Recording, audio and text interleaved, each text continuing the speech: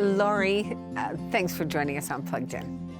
Lori, you're one of the nurses that make the magic possible here at Camp Latona, because it really is magical for the kids that come here. And it's not your first year. No. Take us back. I believe our first year was 2005. I'm a retired nurse from Children's Hospital, and so I have been at camp every one of those years. So 17 years we've been coming to camp. I have seen it grow from 6 kids the first year up until we've had at times over 50 kids at camp. And to see those kids in the environment at Children's Hospital and then see them in camp and how they flourish and make friends and learn new skills and just love it here. Of course, they have a few episodes of homesickness, but it's amazing how the staff here as well, the counselors and the camp directors are just so in tune with the kids and help them make it through those difficult times. And by the end of the week, they're not wanting to go home. So that we know we're doing something right. Doing a lot right. Lori, you just mentioned you retired a couple of years ago, but you keep coming back. So this is a labor of love for you. It definitely is, yeah. The nurses that come, there's a core group of us that have been coming for many years. We are trying to recruit younger nurses to come and join us at camp. It's more difficult, of course, for the younger nurses because they don't have the same amount of vacation time as us, nurses that have been around for a few years. What we're hoping to do is get them to be coming for like a shorter period of time, maybe for 3 days, and just to be able to, use that as like their time off and then be able to come, experience it, and then go back and actually maybe talk it up, right? We do like to have nurses from Children's Hospital, obviously, because that's where our camper population comes from. I still know a lot of these campers because I've seen them for over the years as they've grown up, but it would be beneficial always to have someone from Children's, but the fact that we have these great nurses, emergency nurses or nurses that work in the community, all volunteering their time to be here, it's great. And that's what I was just going to say, you're really donating your time when you're here. Yeah. And it's for the kids.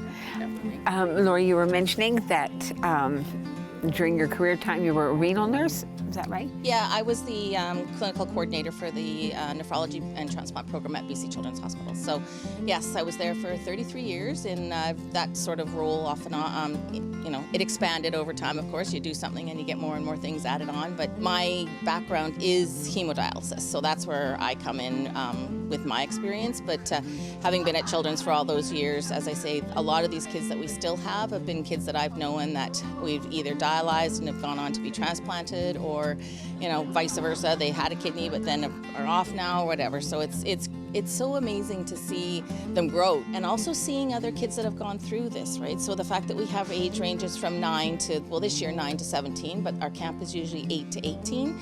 And so to have kids see that, right now I have maybe chronic kidney disease, but maybe I'll end up on dialysis or I'll have a transplant, and what that looks like.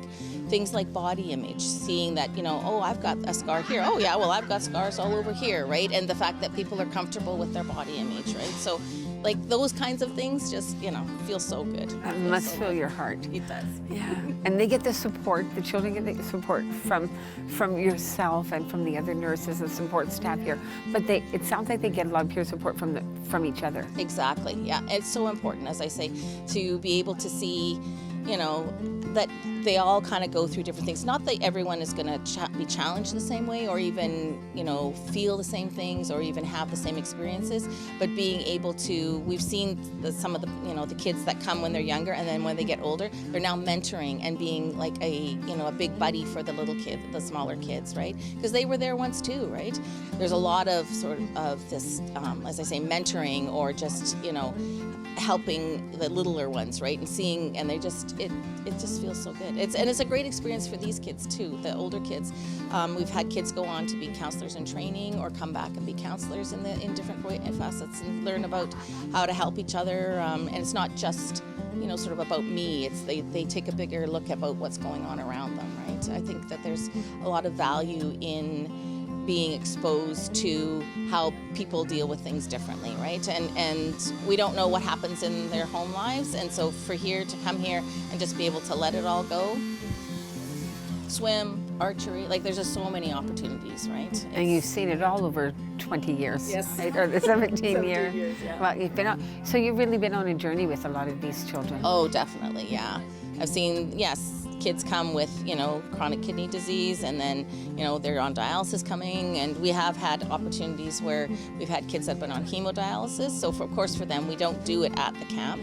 So those campers then go back to the city, go back to Children's Hospital and have their dialysis at Children's. But a counselor goes with them, does activities, arts and crafts activities to continue the camp experience, right? And then they come back, and then they usually leave after breakfast, come back in the afternoon. All of us, everybody goes down to the water. We have in the afternoon, we have between 4 and 5:30, we have what's called free wharf.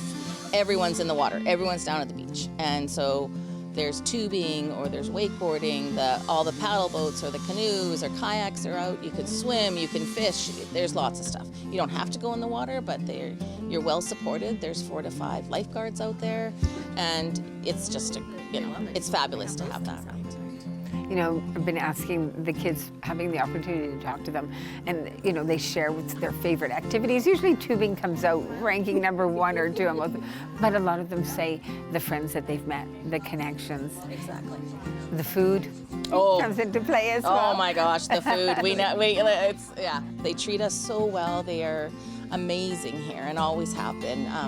To think that this camp last week, they had 159 campers at this camp last week. And this week they're supporting us being here with our 21 campers. And I know they have spoken as well that a lot of their counselors request to work on the week of kidney transplant camp. They love this camp, right?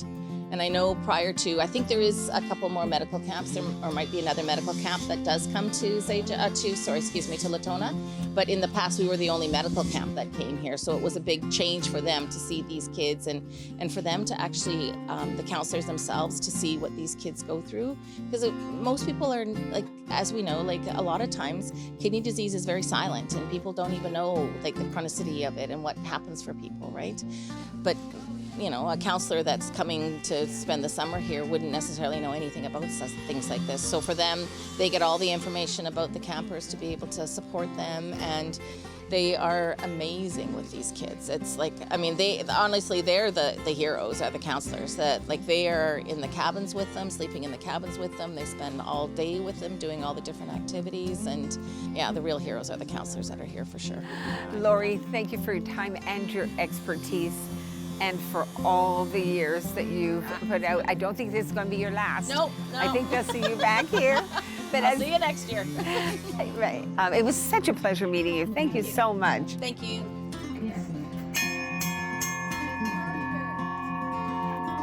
Yeah, that's so cute.